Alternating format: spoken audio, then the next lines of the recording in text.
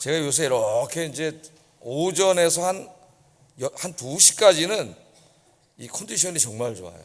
그래서 그냥 그때 진짜 이 집중력이 엄청 뛰어나고 설교 준비 뭐니 그때 다 하는데 이제 점심 먹고 한 3시 이제 이렇게 4시 되면 이제 좀 힘들어져. 허리도 아프고 엉덩이도 아프고 앉아 있는데 옛날만치 안 하더라고요. 이제 계속 앉아 있는다는 게 힘들어지는데 오늘은 하나님 은혜를 주셔가지고 책을 계속 봤어요. 설교 준비를 다 해놓고 오랜만에 그 톰 라이트라고 하는 신학자의 책이 3개 하나 나와가지고 쓴 지는 한 꽤 됐는데 한 5, 6, 7년 됐는데 번역을 늦게 해가지고 이제 바울의 해석자들이라는 책을 그 어려운 책을 읽는데 정신이 너무 맑아가지고 쫙 몇십 페이지를 읽었어요. 그랬더니 오랜만에 신학 공부를 했더니 뇌가 그냥 깨끗해지는 느낌을 받았습니다. 깨끗하게 청소되는 할렐루야. 여러분 이제 가을이 오는데 하나님 말씀 열심히 읽으셔서 말씀이 그냥 여러분 머릿속으로 들어가가지고 세상에 잡다한 이 병균들을 다 몰아내고 여러분 머리를 시원하게 해주는 역사가 올가을에 있기를 주의 이름으로 축복합니다. 자, 오늘은 10계명 5번째 계명으로 네 부모를 공경하라. 효에 관한 말씀입니다. 내 부모를 공경하라. 특별히 이 말씀은 우리나라 사회는 그 유교 전통이 자리 잡고 있는 사회이기 때문에 효에 대한 가르침이 성경 말씀이 이 땅에 전해지기 전에도 효를 굉장히 강조하는 사회에서 우리가 살았죠. 유교의 가장 중요한 게 뭐예요?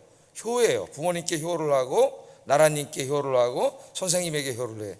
군사부는 일체라 그랬어요. 선생님의 그림자도 바르면 안 된다 그랬는데 요새는 우리는 어떻게 교육 환경이 이렇게 됐는지 참 너무나 안타깝죠.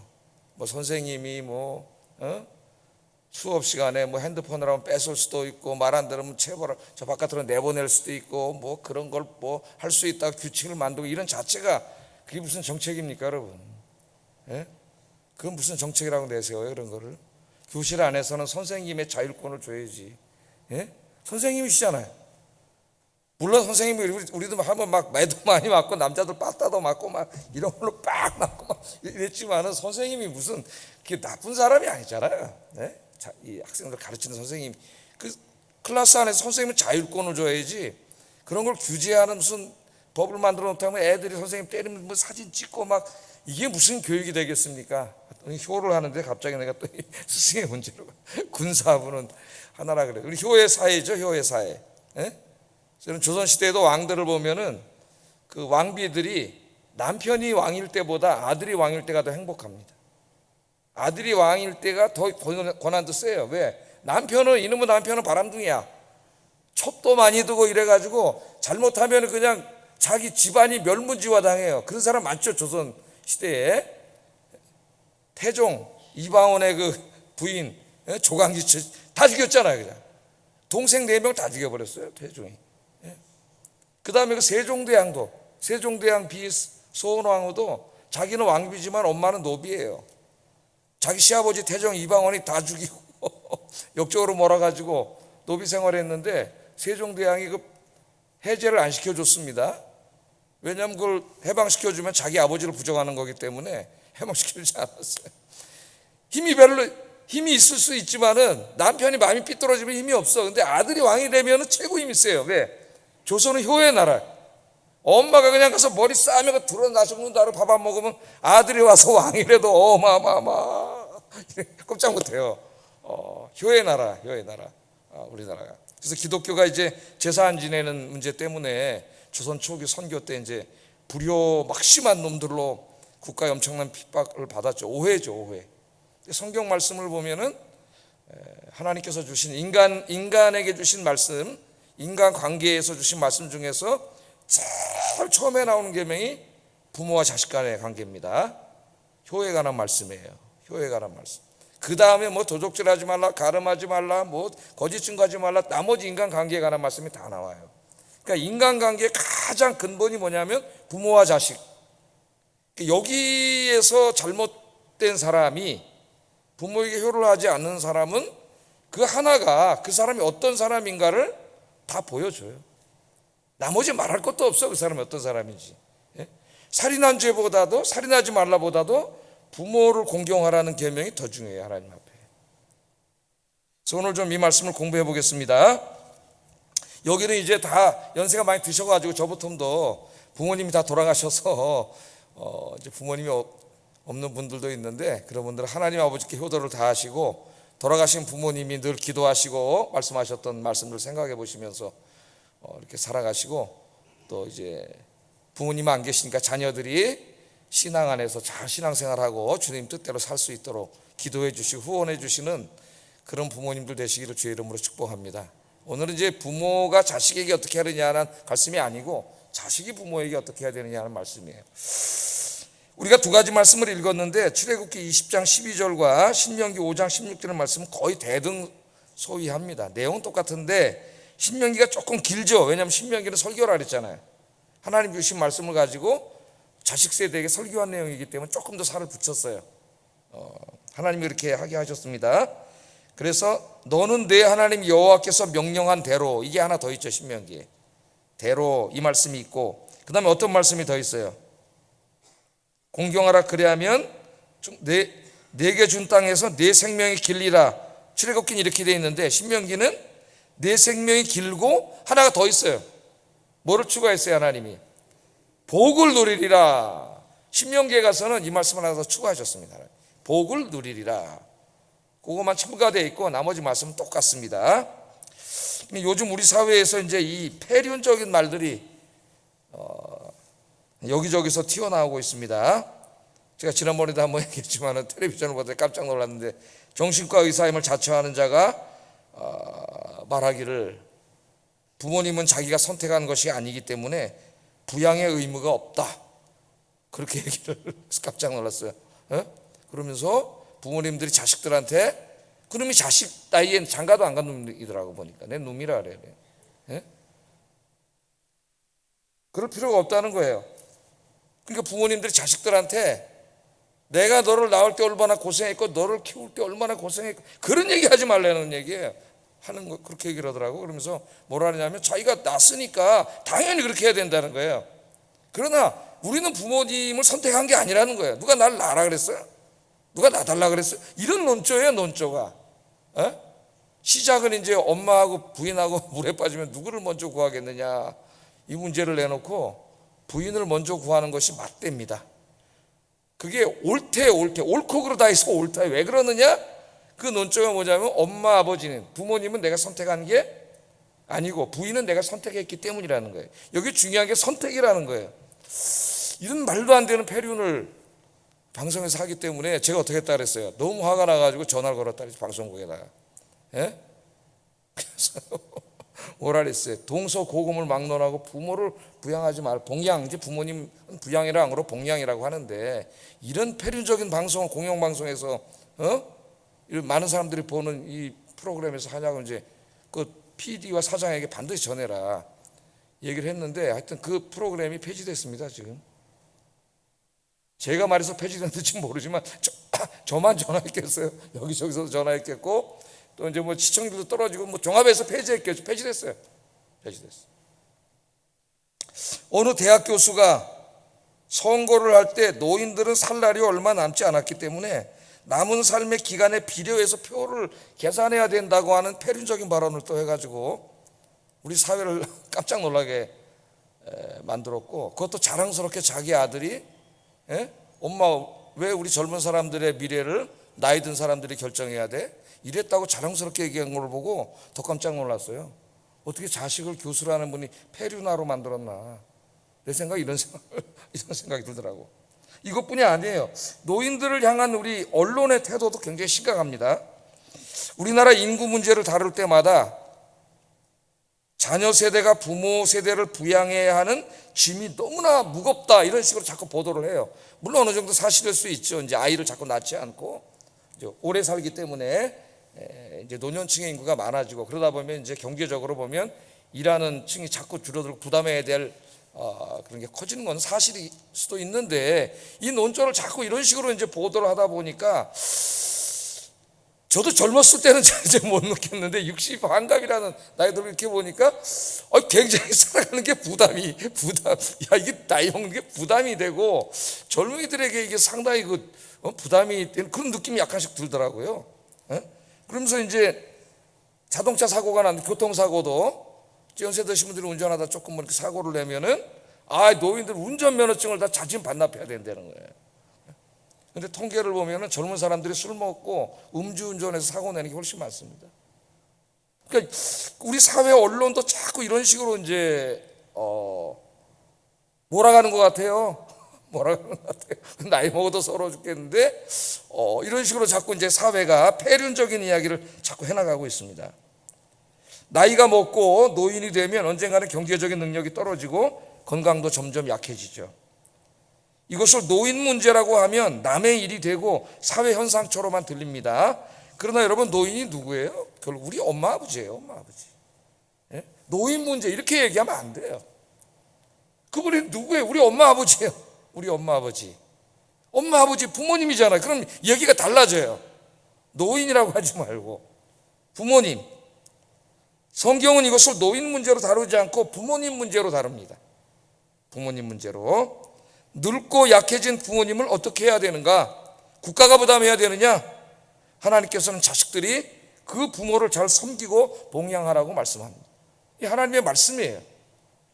하나님 믿는 사람들은 누구 말씀을 들어야 돼요? 하나님의 말씀을 들어야 돼요. 엄마하고 부인하고 빠지면 누굴 구해야 되냐? 부인을 구하는 게 옳다는 이런 말도 안 되는. 물론 엄마는 그럴 거예요. 네 부인 먼저 구해서 행복하게 살아야지. 엄마는 살 만큼 살았는데. 아마 엄마가 같이 빠져도 엄마는 그렇게 말씀하실 겁니다. 그게 우리 부모님들이에요. 그러나 자식 놈이 있다고 말을 하면 안 되겠죠. 그럼 엄마가 얼마나 서운하겠어. 그건 이성적으로는 이해를 한다 할지라도 그런 얘기를 하는 것도 아니고 그런 질문을 해서도 안 돼요. 그런 질문은 도대체 어떤 놈이 만들어낸 거예요? 엄마도 사랑하고 아내도 사랑하고 다 사랑해야지.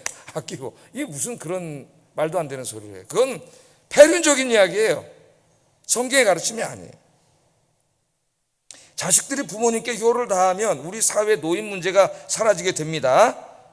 국가는 부양할 자식이 없는 독거노인들만 돌보면 되는 거죠. 그건 국가의 책임이에요. 우리가 세금을 내서 우리 노부모님들이 비록 자식이 없고 그렇다 할지라도 우리가 세금을 내서 그 세금으로 국가가 좋은 시설을 만들어서 우리의 부모님들이 할 수가 있겠죠. 부모님들을 잘 돌보는 것이 맞는 것이죠. 인간관계 중에서 가장 근본이 되는 게 부모와 자식과의 관계입니다. 그래서 하나님은 인간관계 계명을 주실 때 제일 먼저 살인하지 말라, 도적질하지 말라 보다도 내 부모를 공경하라. 부모를 공경하는 일이 무너지면 그 사회가 무너지는 거예요. 그 짐승들이 사는 사회가 되는 거예요. 개는 6개월 지나면 자기 엄마하고 새끼를 못 알아본다 그러더라고요. 개만도 못하는 인간이 되는 거예요.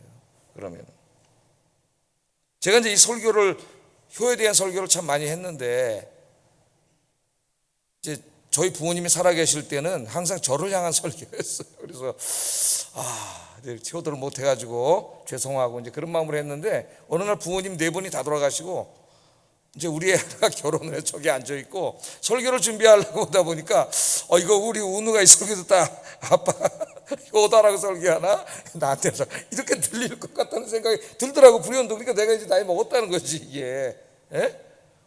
나 여러분 내 이런 현상을 보면서 이 효를 가르쳐야 될 곳이 어딘가? 교회밖에 없지 않나? 목사 가르쳐야지 누가 가르치겠어요 이거를?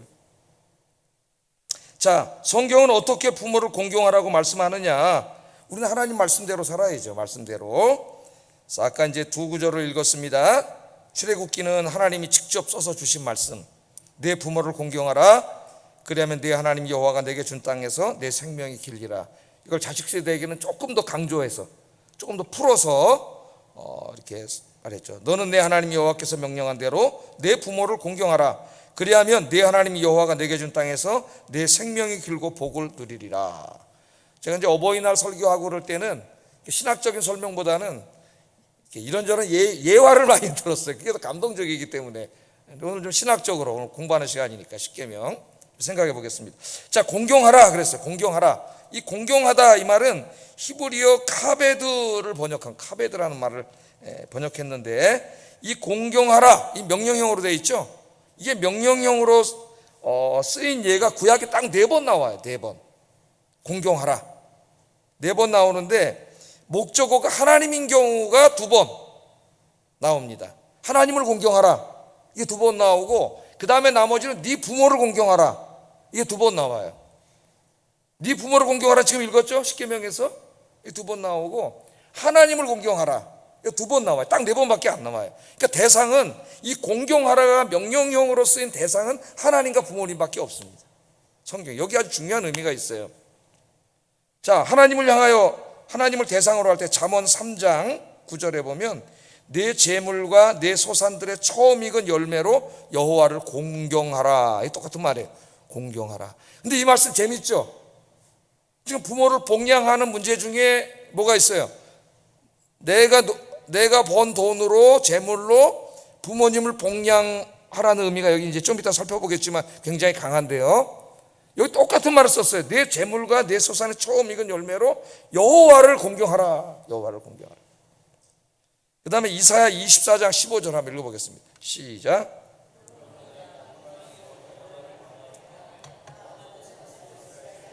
여호와 이름을 영화롭게 할 것이라. 여기 영화롭게라고 번역했는데 말도 공경하다 똑같은 단어입니다. 히브리 말로는 하나님을 영화롭게 하라, 하나님을 공경하라 그렇게 말씀을 했어요. 자, 이 카베드가 명령형으로 쓰여 누군가를 공경하라고 하는 대상은 하나님과 부모님밖에 없다. 그러니까 하나님에게만 쓰는 공경하라를 하나님이 유일하게 인간에게 쓰게 하신 것이 부모님이에요. 그러니까 이게 뭘 말하는 거예요? 하나님을 공경하는 것과 부모님을 공경하는 것을 같은 것으로 다루고 있습니다. 성경이.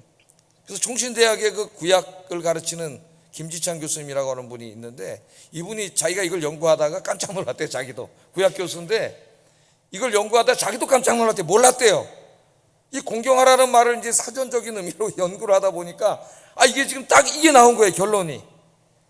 하나님을 향하여 두 번, 인간을 향하여 두 번. 근데 다 대상이 하나님과 부모님밖에 없는 거 자기도 깜짝 놀랐대요. 자기도 몰랐대요. 몰랐대요. 연구하다 알았대요. 연구하다가 하나님은 하나님을 공경하는 것과 부모님을 공경하는 것을 이게 똑같이 여기고 계시는구나. 그걸 자기가 깨달았다. 그런 얘기를 책에다 쓴 걸 읽었습니다. 자, 그러니까 내 부모를 공경하라는 내 하나님 여호와, 내 여호와 하나님 공경하라와 같은 의미예요. 그러니까 얼마나 이게 공경한다, 부모님을 공경하는 게 중요한 것인가를 알게 되겠죠. 하나님을 공경하듯이 부모님을 공경해야 되는 거죠. 자, 그러면 이제 그 다음으로 제기되는 게 우리 현대 사회를 감안했을 때 누가 부모인가? 누가 부모인가? 부모가 형성되는 게 이제 우리 현대 사회는 다양하게 됩니다. 그죠? 내가 낳아서 제일 중요한 게 낳아서 부모가 되는 거고 뭐 입양해서 부모가 되는 경우도 있고 낳았지만 그냥 뭐 버리고 가서 부모 역할을 전혀 안 한 경우도 있고 우리 사회에는 다양한 문제들이 생기고 있어요. 자, 부모가 누구냐? 왜 하나님께서 부모를 공경하라 했는가? 왜 부모님을 공경하라 했는가? 요즘 현대 사회 사람들 여기에 의문을 던지고 질문을 계속 왜 우리가 부모님을 공경해야 돼? 그렇게 질문을 던지고 내가 선택한 게 아닌데 누가 나를 낳아달라 그랬어? 엄마 아빠가 좋아서 결혼해서 나를 낳은 거잖아. 근데 내가 왜 부모님을 공경해? 이렇게 되는 거예요. 이 말씀이 왜 공경하라고 하는가? 자, 우리가 왜 하나님을 공경해야 되죠? 하나님을 공경한다는 말은 하나님을 경외하고 예배드리는 것인데 그 말씀에 순종하고 하나님께서 우리에게 생명을 주셨기 때문이죠.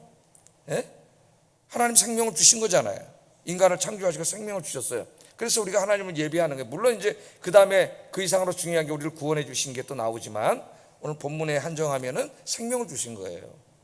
그런데 하나님이 이제 아담과 하와는 직접 하나님이 만드셨지만 그 다음부터 인간에게 생명을 주실 때는 하나님이 직접 만들지 않고 엄마와 아빠의 결혼을 통해서 엄마와 아빠를 통해서 생명을 만들어 주시는 거예요.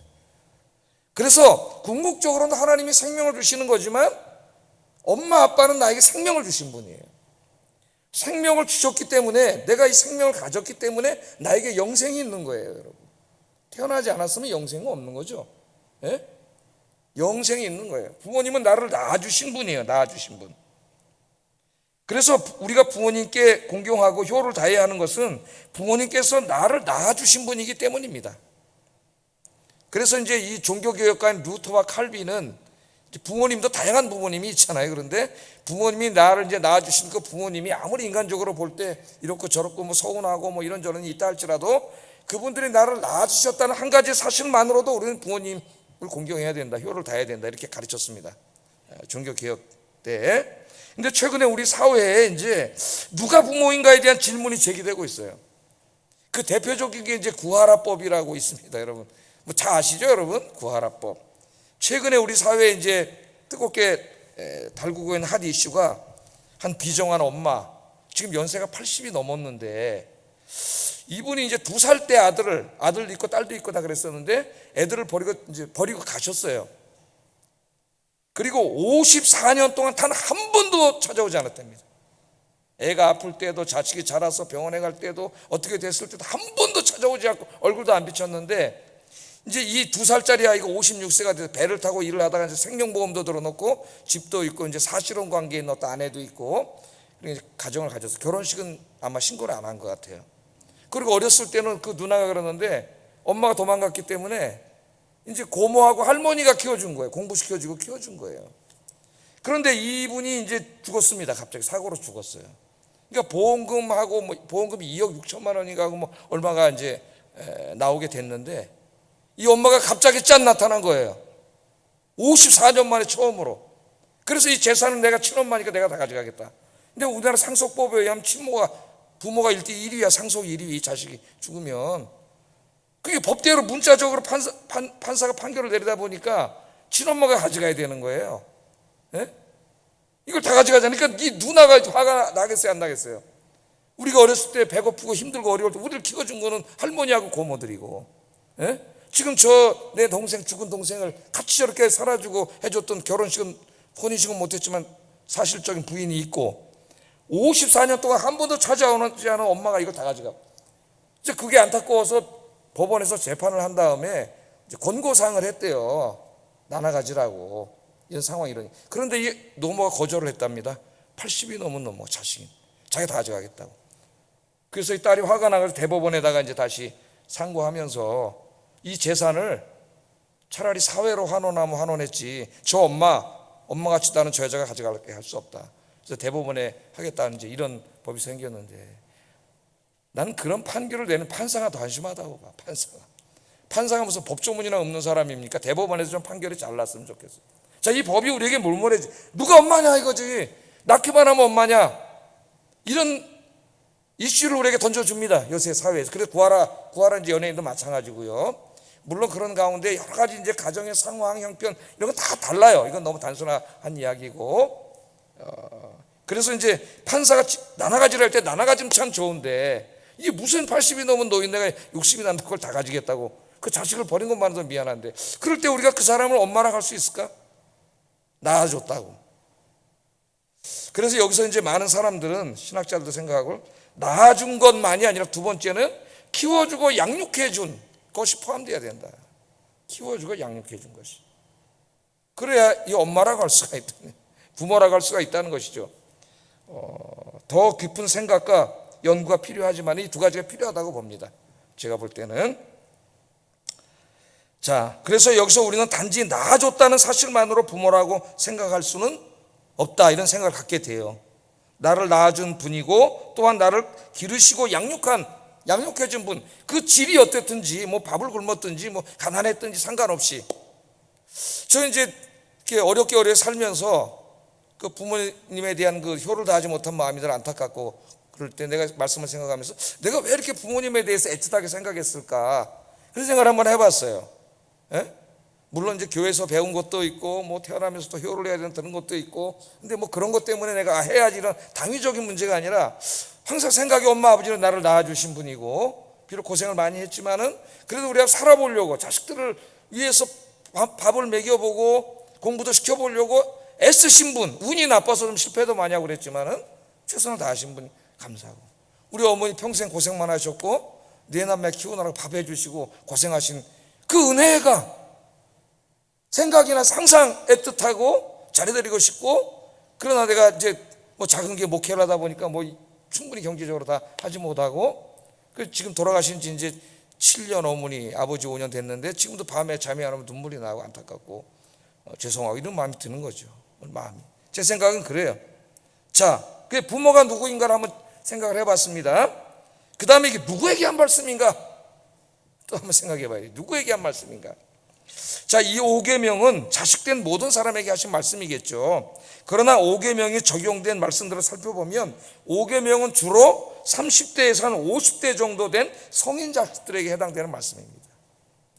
물론 뭐 다 자식된 사람들에겐 다 해당이 되는데, 자, 지금은 이제 뭐 부모님들이 막 100세 90에서 넘기 때문에 자식들이 60, 70에도 이제 부모님 봉양해야 되는 일이 발생하니까 나이가 더 올라갈 수도 있겠지만은 대략 그렇게 한번 생각을 해보겠습니다. 자, 30에서 50대는 육체적으로 경제적으로 부모님으로부터 독립한 성인들입니다.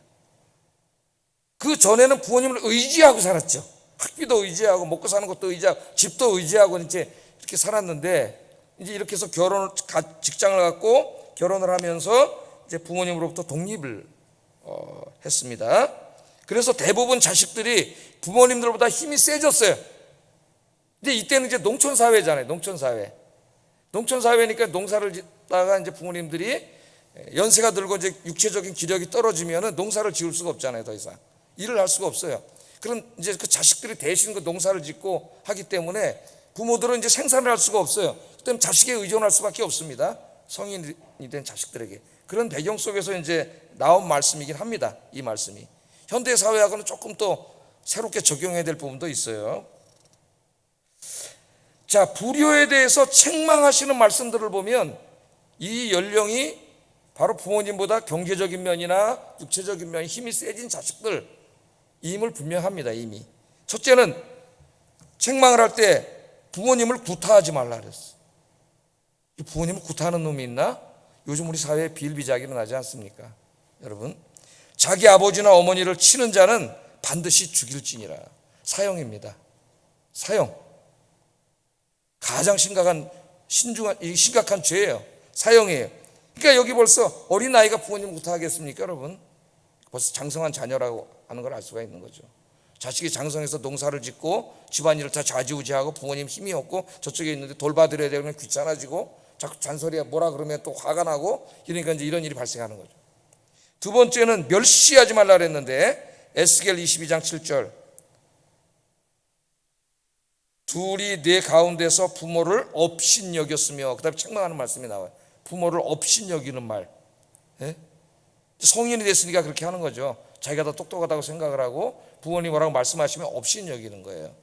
요즘 우리 사회에 이제 꼰대라는 게 있어요. 꼰대.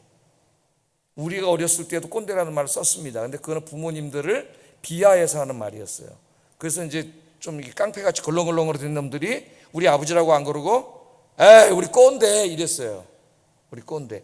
저런 폐륜 같은 놈의 새끼가 있나. 난 속으로 이제 저런 놈이 다 있나, 인간인가 생각을 했는데, 요새 그런 의미로 쓰는 게 아니라 직장이나 어디 사회에서 나이는 많고 이런 분들이 자꾸 옛날 얘기하면서 비합리적이고 그런 것들을 강요하거나 또는 말도 안 되는 일을 시키거나, 나도 옛날에 선배들한테 당했으니까 너도 당해봐, 뭐 이런 형태로 이제 좀 나타나는 꼰대라고 하는데, 물론 그런 의미에서 이제 나이 들었다는 게 계급이 아니기 때문에 그렇게 하면 안 되겠죠.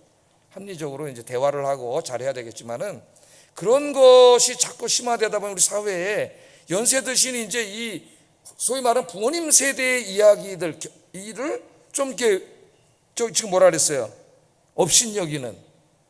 특히 요새 이제 자꾸 이제 4차 산업 혁명 시대가 되면서 새로운 기술들이 막 일어나고 인터넷, 컴퓨터 이런데 이제 취약하죠. 지식이 더 많습니다. 젊은이들이 그런 걸 앞세워서 이제 좀 그런 문제가 생기는 거죠.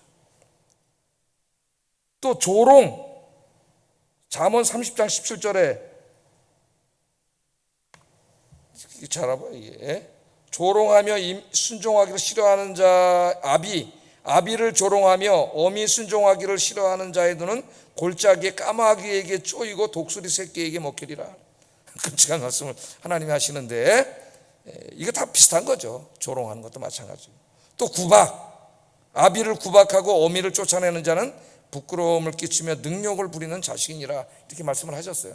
그러니까 이게 다 뭐예요? 성인이 돼서 이제 부모님은 늙고 병들고 힘이 없고 그냥 부모님이 하시는 말씀 다 귀찮고 짜증나고 이제 잔소리로 들리고 이래서 이제 다 나오는 것이라는 우리가 알 수가 있어요. 그래서 이 5계명의 말씀들은 특히 이제 부모님들은 연세가 많이 드시고 경제적인 능력도 없어지시고 육체적인 힘도 많이 약해지신 그런 부모님들을 둔 성인 자식들에게 주로 하신 말씀이라는 것을 알아야 됩니다.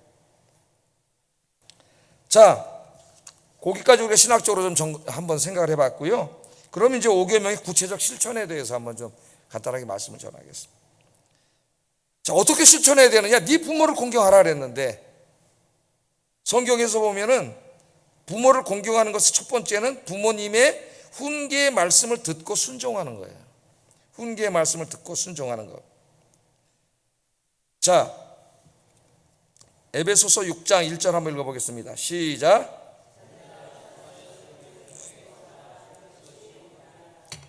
하나님 말씀하시기를 자녀들아 주 안에서 너희 부모에게 순종하라 이것이 옳으니라 그렇게 말씀을 하고 있습니다.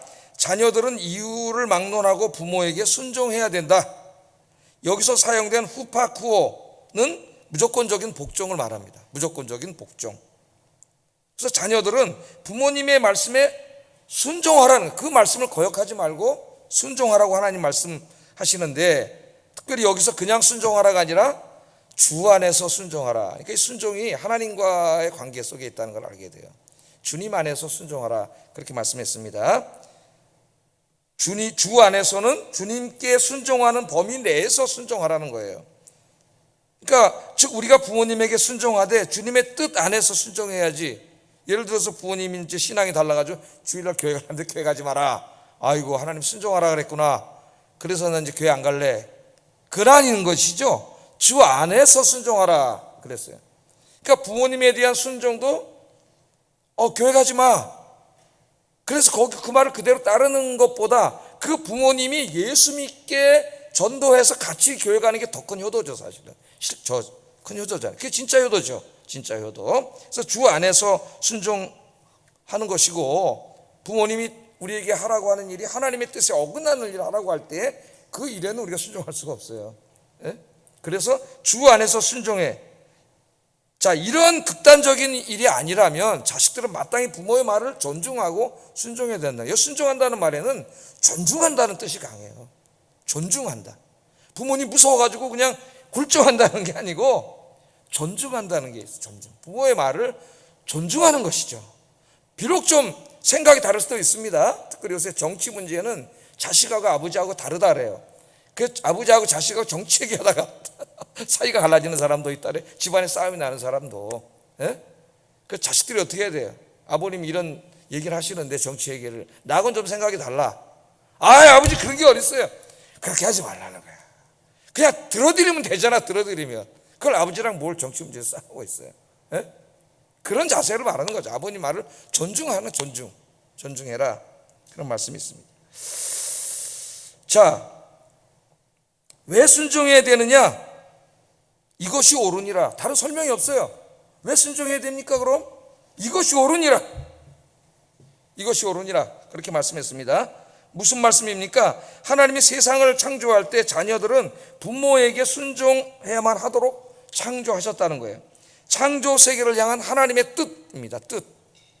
이런 것을 우리가 이제 자연법이라 그래요. 법보다 더 위에 있는 게 도덕법이고 도덕법보다 더 위에 있는 게 자연법이에요. 우리 인간의 가장 숭고한 법이라고 할 수 있는데, 하나님이 만드신 창조의 법입니다. 창조의 법. 자, 하나님께서 창조 세계를 만들 때 두신 일반적인 법칙이 자연법이에요. 그러니까 다른 말로 하면 민족과 종교를 초월해서 모든 인간들이 공유하고 있는 상식이라고 할 수가 있겠습니다. 자연법. 인간인 이상.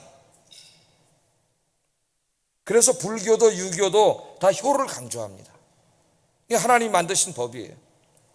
특히 유교에서는 효를 인간의 근본으로 이렇게 가르치고 있습니다.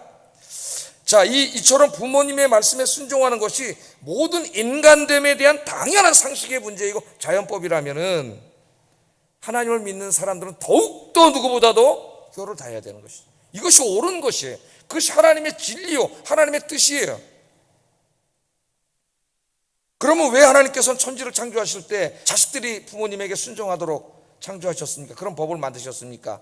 그것은 아까 이미 공부했죠. 부모님 우리에게 생명을 주신 분이고 또 우리를 낳아주시고 길러주신 분이기 때문입니다. 자, 여기에서 2차적인 순종의 이유가 나와요. 2차적인 순종의 이유. 부모님은 나를 낳아주신 분이기 때문에 나를 가장 사랑하시는 분이죠. 이 세상에 누구보다도 부모만큼 자식을 사랑하는 사람이 어디 있어요? 내가 아무리 친한 친구가 있고 뭐 상사가 있고 뭐 선후배가 있대도 부모님만큼 나를 사랑하는 사람은 없어요. 그러니까 나를 잘 사랑하시는 분이기 때문에 나를 위해서 제일 좋은 말, 유익한 말, 진실한 말을 해줄 수 있는 분이 부모님이에요. 근데 우리 아이들이 이제 철이 없어가지고 동료들이나 선후배 말은 잘 듣는데 부모님 말은 잘 안 들으려 그래. 이게 어리석은 아이들이죠. 그래서 하나님이 잠언 1장 8절 9절에 이렇게 말씀을 했어요. 한번 읽어보겠습니다. 시작. 이는 내 머리에 아름다운 관이요 내 목에 금사슬이니라. 내 아비의 훈계를 들으며 내 어미의 법을 떠나지 말라. 부모님이 늘 가르치고 하시던 말씀을 그걸 듣고 떠나지 말라는 거예요. 왜? 그것들이 뭐예요? 네 머리에 아름다운 관이고 목에 금사슬이라는 거예요. 여기 머리에 쓰는 관과 금목걸이는 가장 고귀하고 값비싼 것들입니다. 그러니까 아버지와 어머님의 말씀이 우리 인생에서 가장 고귀한 보물이라는 거예요. 보석. 친구들 말이 아니라 이 사람 저 사람 말이 아니라 부모님이 나에게 해주신 말이 가장 보석이라는 거. 왜? 나를 제일 사랑하는 분이거든요. 걱정하고 염려하고 진실을 말해주는 분이거든요. 두 번째, 이 부모님의 말을 왜 순종해야 되느냐? 인생과 신앙의 연륜에서 얻어진 삶의 경험과 지혜이기 때문이에요. 지혜이기 때문에. 잠언 6장 20절 22절 한번 읽어보겠습니다. 시작.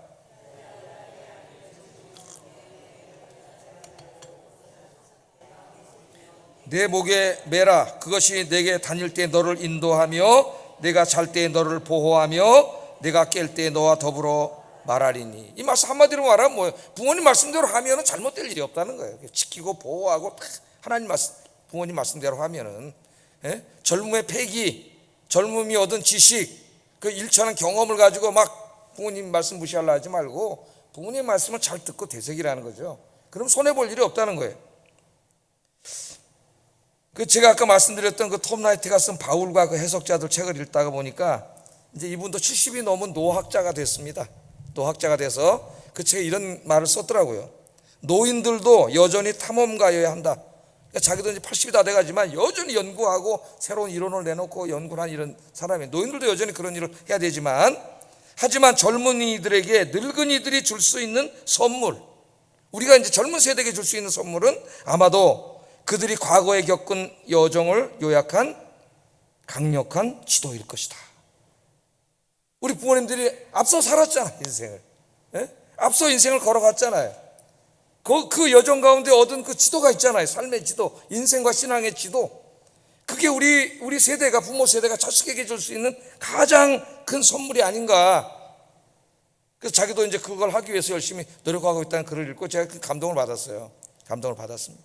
여러분, 이제 우리 젊은이들이 요새는 외국 애들도 우리나라 굉장히 많이 옵니다. 서양 애들이 여행을 오는 거예요. 배낭여행을, 목적지를 두지 않고 그냥 와서 돌아다니는 여행을 많이 합니다. 젊은이들이.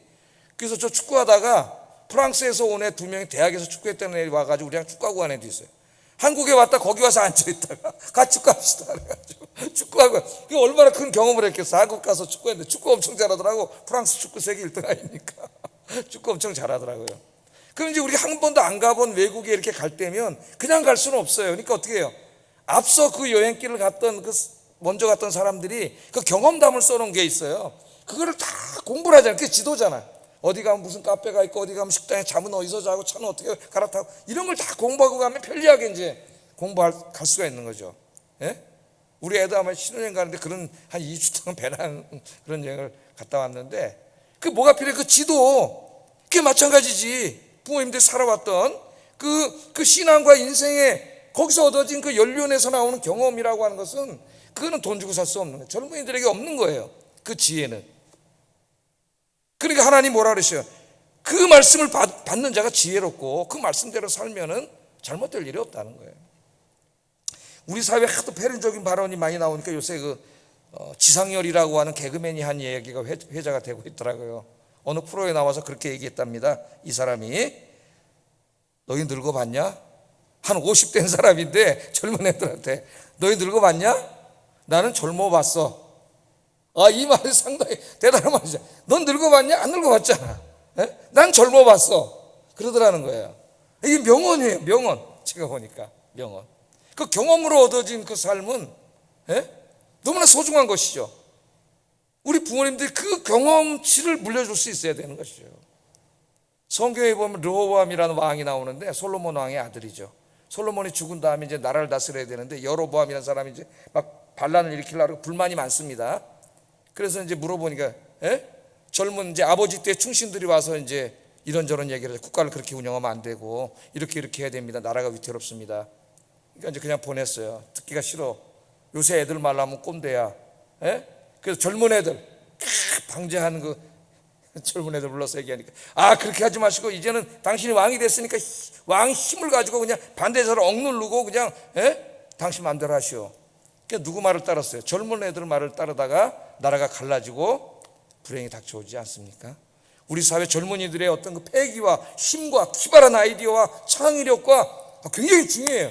우리가 그런 것들을 젊은 사람들이 우리 자녀들이 마음껏 펼치도록 도와줘야 되지만 우리 젊은 세대는 부모 세대가 살아왔던 그 고귀한 인생의 자산, 경험을 무시하면 안 된다. 그 망하는 길로 가는 거예요. 망하는 길로. 그래서 이 효에 이 모든 것들이 다 포함되는 겁니다. 포함되는 거예요. 자, 첫 번째는 이렇게 순종하는 것이고 부모님 말씀을 존중하고 순종하는 것이고, 두 번째는 부모님을 기쁘게 하는 게 효예요. 공경하는 게 뭐냐? 부모님을 기쁘게 해드리는 거예요. 잠언 23장 24절 25절 읽어보겠습니다. 시작.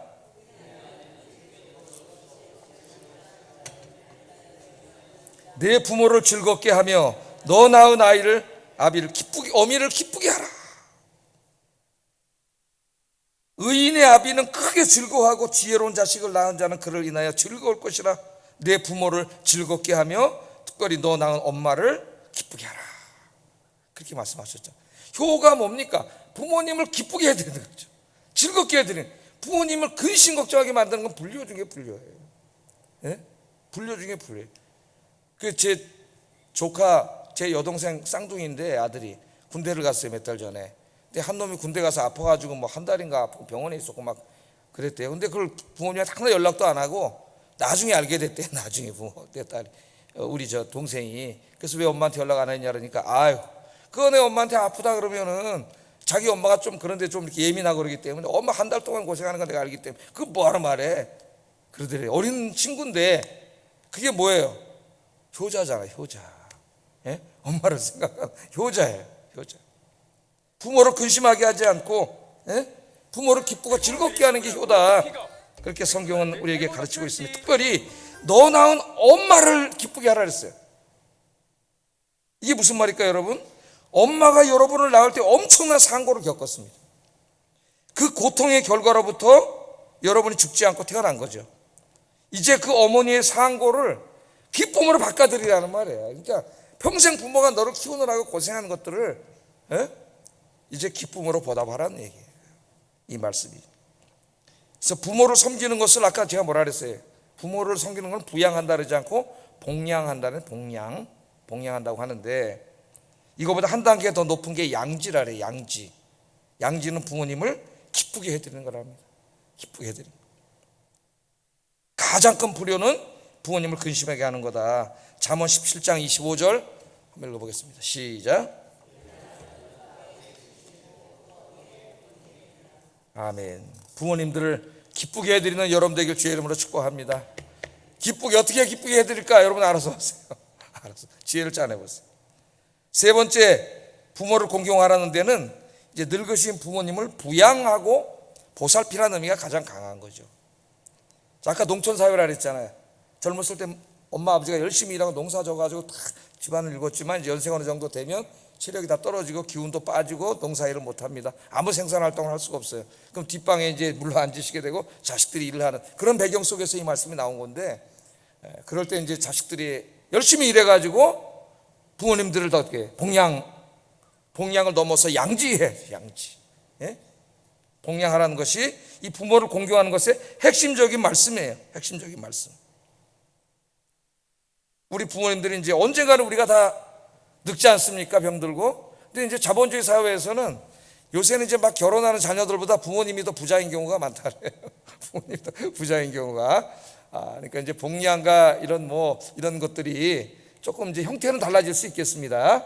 또 부모님들이 요새는 자본주의 사회에서 돈 많이 벌어가지고 돈을 많이 모아놓으셔가지고 곳간에 그냥 자식들도 장가시집 가도 곳간에 몇십억씩 있는 분도 있고 뭐 다양하니까 이제 조금 상황은 달라졌다고 볼 수가 있겠어요.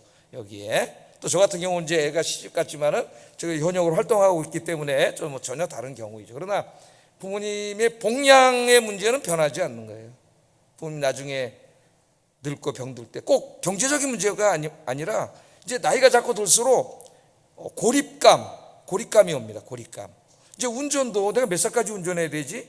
뉴스만 들으면 이놈들이 자꾸 뭐 65세면 반납하려는 등 뭐 변호증을 자꾸 그러는데 나는 이제 운전을 한 80까지 하려고 그러는데 말이지. 이게 부담되고 이제 차 운전도 못하면 자꾸 이제 움직이는 거리가 짧아지고 다리에 힘이 빠지면 위아래도 왔다 갔다 하면 힘들고 1km 가는 것도 천리길이 되고 그러다 보면 자꾸 이제 고립감이 느껴지고 심리적으로 고립감이 느껴지고 노인 우울증이 찾아와요. 이런 것들을 이제 젊은 사람은 모르는 거지. 겪어보지 않았기 때문에 그럼 아무리 설명해도 알 수 없는 거예요. 하나님 미리 말씀해 주시는 거예요. 그 부모님들을 잘 봉양하는 거죠. 봉양. 성경의 이제 대표적인 효부가 누구예요? 룻이죠. 룻. 이방 여인이었지만은 홀로 가부된 시어머니를 끝까지 모시고 살았던 룻이죠. 그래서 하나님이 룻을 기뻐하고 큰 복을 주셨습니다. 영적인 복을 받았고, 그러니까 메시아의 조상이 되는 복을 받았고, 육적으로는 그 당시에 제일 믿음 좋고 부유한 보아스와 결혼을 하게 됐고, 그 다음에 다윗 왕을 낳는 증조할머니가 되는 복을 받았죠. 룻기 4장 21절 22절에 보면 살몬은 보아스를 낳았고 보아스는 오벳을 낳았고 오벳은 이새를 낳고 이새는 다윗을 낳았더라, 그렇게 나오는데, 마태복음 1장 5절 6절에 보면 살몬은 라합에게서 보아스를 낳고 보아스는 룻에게서 오벳을 낳고 오벳은 이새를 낳고 이새는 다윗 왕을 낳으니라. 다윗 왕의 할머니, 증조할머니가 됐어. 증조할머니. 자, 우리 예수님도 신약에서는 대표적인 효자가 예수님이세요. 십자가의 극심한 고통 가운데서도 육신의 어머니 마리아를 제자들에게 부탁하시는 내용이 나옵니다. 요한복음 19장 26절 27절 읽어보겠습니다. 시작. 자기 어머니께 말씀하시되 여자여 보소서 아들이니이다 하시고 또 그 제자에게 이르시되 보라 내 어머니라 하신데 그때부터 그 제자가 자기 집에 모시니라. 여기 여자여 이 말은 굉장히 존칭어입니다. 엄마한테 건방지게 여자여 그런 말이 아니에요. 엄마를 굉장히 높여서 부르는 그런 말인데, 십자가에 얼마나 고통스러운 그것에 가운데서도 어머니를 제자들에게 맡기는 모습을 보여줘요. 또 베드로도 보면 자기 장모님을 집에 모시고 사는 그런 효자였어요. 마태복음 8장 14절 한번 읽어보겠습니다. 시작.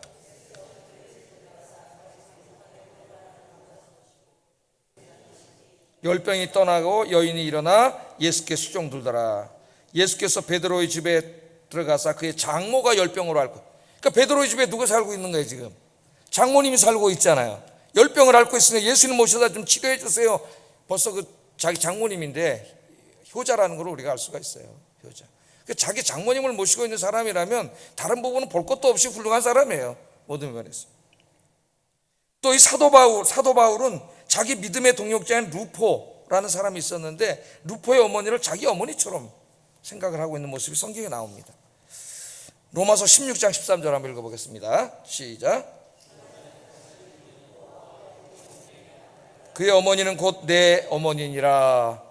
루포의 어머니는 누구의 어머니라고? 내 어머니. 교회 우리 연세 드신 우리 권사님들은 다 누구의 어머니예요? 내 어머니죠. 내 어머니. 그래서 우리 아버님 살아계실 때 그런 얘기를 하세요.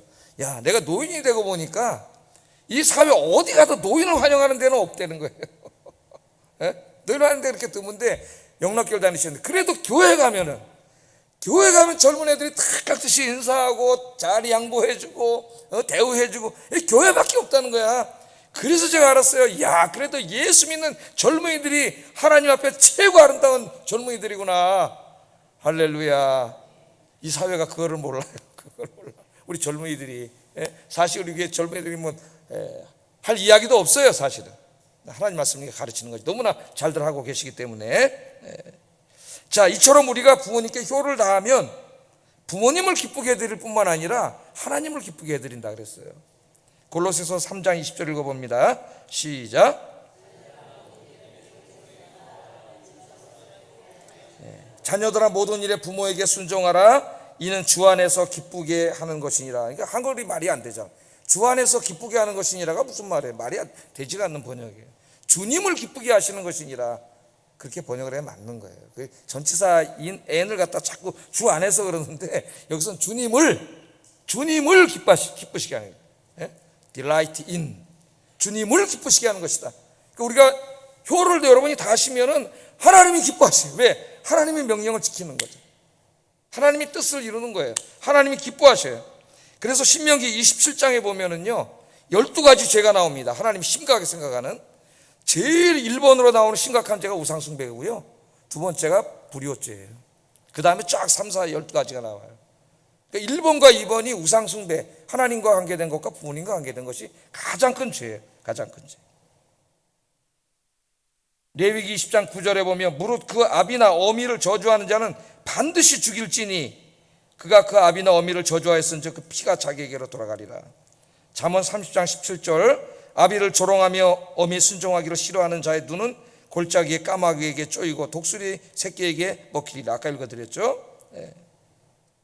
성경은 이제 마지막 시대의 특성 중에 하나, 마지막 때는 악이 아주 크게 다를 거다. 악이 포악해질 거다. 요즘 우리 사회가 그러잖아요. 거짓이 만연하고 포악해지는데 그 중에서 특징 중에 하나, 마지막 말세를 알려주는 죄악의 하나 현상 중에 하나가 뭐냐면 부모를 거역하는 거예요. 우리 사회에 지금 노인 폄훼 사상이 일어나는 것처럼 디모데후서 3장 1, 2절 내가 이것을 알라 말세에 고통하는 때가 이르리니 사람들은 자기를 사랑하며 돈을 사랑하며 자긍하며 교만하며 해방하며 부모를 거역하며. 이게 말세의 징조 중에 하나라는 거예요.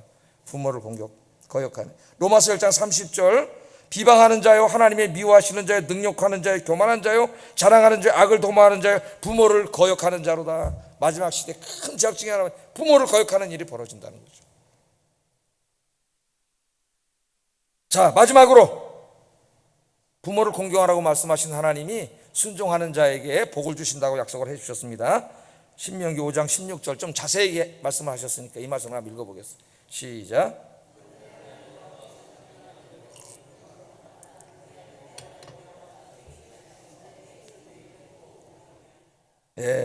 너는 내 하나님 여호와께서 명령한 대로 내 부모를 공경하라. 그리하면 내 하나님 여호와가 내게 준 땅에서 내 생명이 길고 복을 누리라. 장수와 물질의 복을 약속하셨습니다. 자꾸 이걸 다르게 해석하려는 사람들이 있어요. 자꾸 또 비유적으로 이걸 뭘 다르게 해석할 게 뭐가 있어요. 이 말씀을 명시적으로 분명하게 준 말씀은 문자가 중요한 거예요. 해석하게 법칙에 하나님이 약속해 주셨어요. 부모를 기쁘게 드리는 자는 하나님이 이와 같은 복을 주시겠다고 하나님이 약속해 주셨습니다. 복을 받기 위해서가 아니라 나를 낳아주시고 키워주신 양육해 주신 부모님의 은혜를 기억하면서 효를 다하시는 여러분 되시기를 주의 이름으로 축복합니다. 그래서 하나 더 읽어야 되겠는데 제가 준비한 디모데전서 5장 4절 읽어보겠습니다. 디모데전서 시작. 자기 집에서 효를 행하여 부모님에게 보답하기를 배우게 하라. 이것이 하나님 앞에 받으실 만한 것이니라. 목회서시잖아요. 바울이 디모데 목사에게 효를 가르치래잖아요. 효를 가르치라 그랬어. 그래서 인천에서 평생 목회하시다가 은퇴하신 최성규 목사님인가 큰 목회를 하셨는데 이분의 목회 모토는 효예요. 효. 이 교회는 효로 유명해. 이 목사님 우리나라 효 전도사를 하셨는데 하나님이 교회에서 자기 부모를 봉양하도록 가르치라고 그랬어요. 가르치라. 이 말씀을 늘 가슴에 새기고 효를 다하시는 여러분 되기를 주의 이름으로 축복합니다. 기도하겠습니다. 부모님의 말씀을 존중하고 부모님의 말씀에 순종하게 하소서. 부모님을 근심하게 하는 자식이 아니라 부모님을 기쁘고 즐겁게 해드리는 자식이 되게 하소서. 늙고 약해진 부모님들을 경제적으로 육체적으로 심리적으로 잘 봉양하는 효자 효녀가 되게 하소서. 기도하겠습니다. 사랑하는